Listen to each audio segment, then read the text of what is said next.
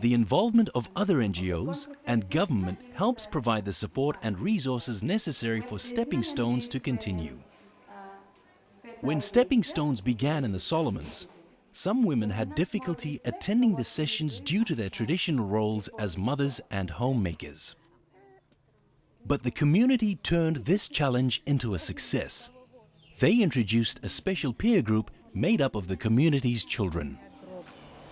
Inside other Pacific countries, children's peer group have no one fella approach where others take them on board. Yeah, but for Solomon Islands, Bami say him a little bit unique because Solomon Islands okata looking the need for taking children's peer group inside the Stepping Stones program. Yeah? In their individual peer groups, participants found the program provided a new way to discuss sensitive topics. Where me fala divide look at the age groups that by him help me fala for pre-lise or share about something or something.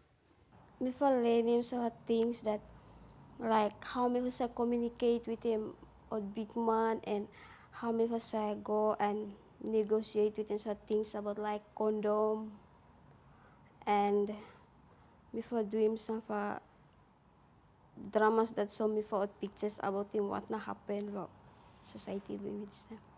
The support by other partners helps ensure that Stepping Stones in the Solomons will be sustainable. In the Solomon Islands, I have no doubt that if we pulled out our regional assistance, they would still continue with Stepping Stones. That's a huge indicator of success when you're talking about development programs.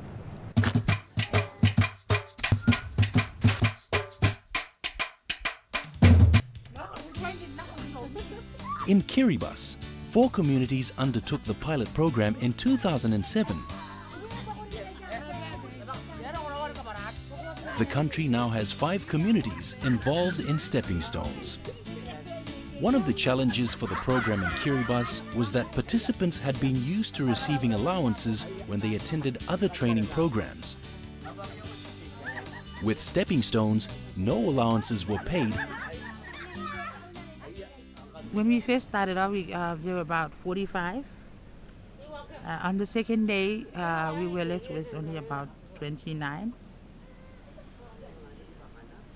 But then the 29, they managed to complete the 3 months pilot project.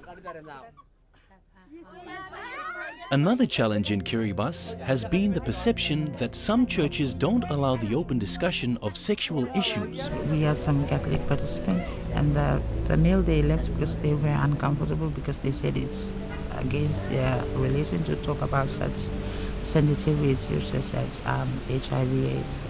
While some of the adults found sessions too sensitive, the value of the information provided to young people was also recognized.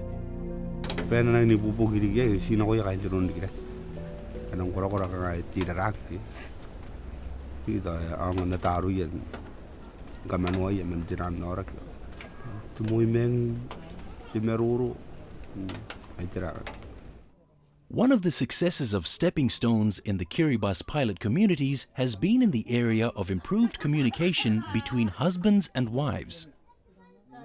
Some mentioned that prior to the training they had, like in their homes, like the husbands were very dominant,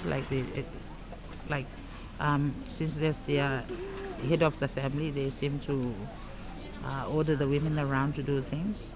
But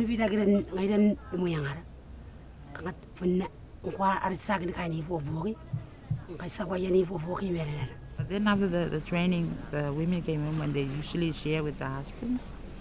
And then there were changes that the men were willing to negotiate with the women, especially around sex, and also they were willing to help around in the home, look after the kids. As in other Pacific Island countries, violence against women has also been a problem in Kiribati communities. Stepping Stones tries to address this issue through communication.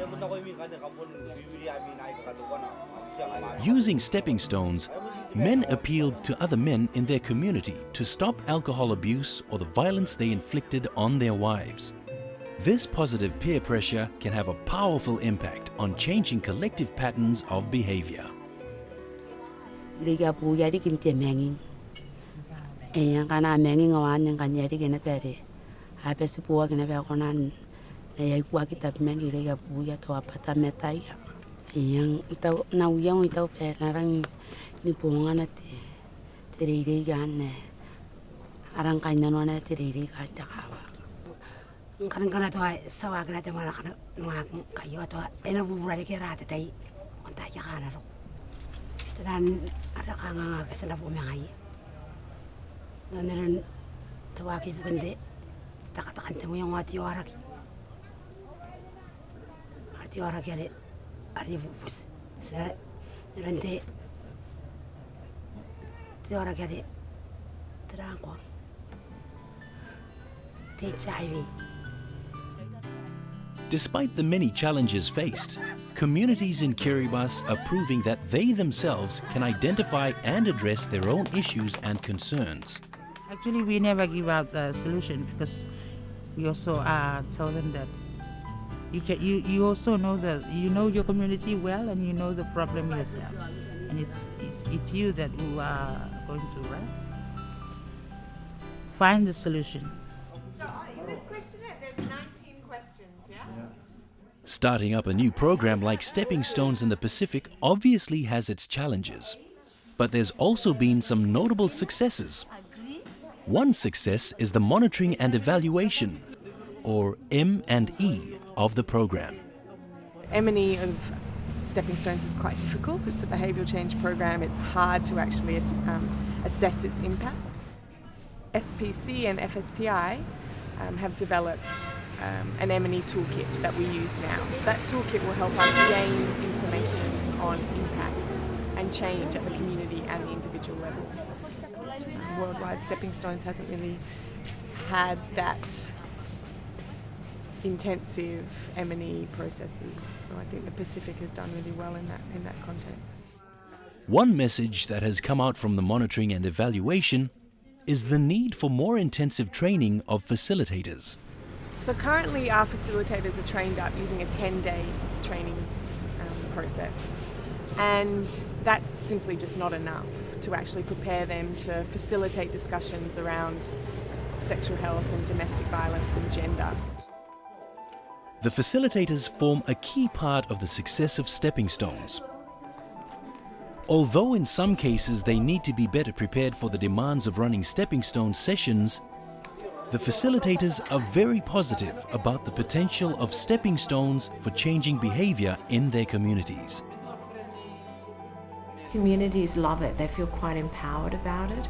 Stepping Stones facilitators really love it too and love the program and feel it's different than something they've done before. But not just different, that it actually empowers people to be able to talk about and address issues that are affecting their health within communities. Based on the successes of Stepping Stones, the two coordinating organizations, FSPI and SPC, have received a new 3-year grant to continue the program. We'll be introducing those prerequisite trainings that I spoke about earlier, giving more gender sensitization training to the facilitators, and bringing on more partners.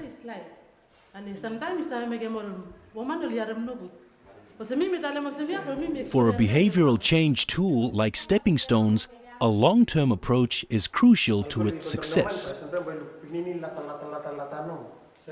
Behaviour change doesn't happen quickly, and that's one of the other strengths of Stepping Stones in that it is a long-term program.